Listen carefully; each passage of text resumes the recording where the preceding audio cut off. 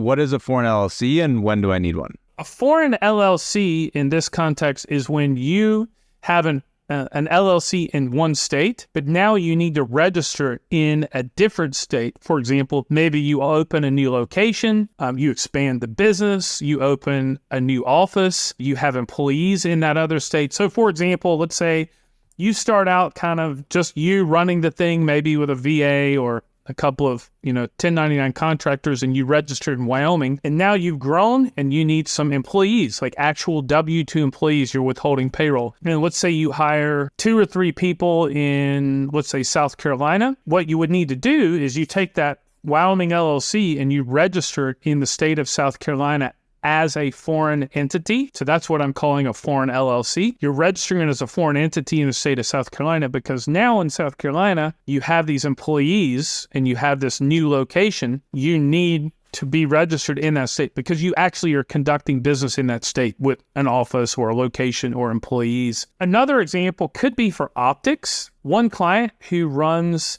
an engineering firm based in the South, I believe he's in Georgia, if I'm not mistaken. In order for him to do business in some of these other states for licensing reasons, he needs to be registered in that state. Now, he may not even have an employee or an office or anything in that state, but for licensing reasons, if he wants to do jobs in, let's say, Texas, he needs to be registered in Texas. So that would be another example.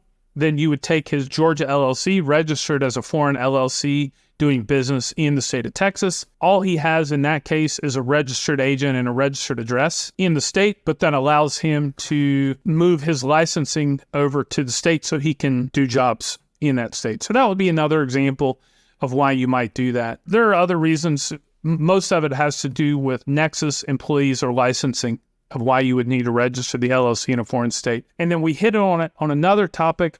California is a unique example here. If you're a resident of California, you physically live in California, you either need to register your LLC in California or you're going to need to register that LLC as a foreign LLC doing business in California because otherwise California Department of Revenue is going to hit you with some pretty big fines and penalties for not doing it. And then basically they're going to force you to register it anyway through that process. That's kind of a unique example of they're the only state that really does it. California is very strange in that regard. If you were the CEO of a sock company that operated in Florida, Florida company, Florida office, Florida employees, everything is in Florida. You're knitting socks in Florida. Everything's in Florida, but you are the CEO and manage that business from California.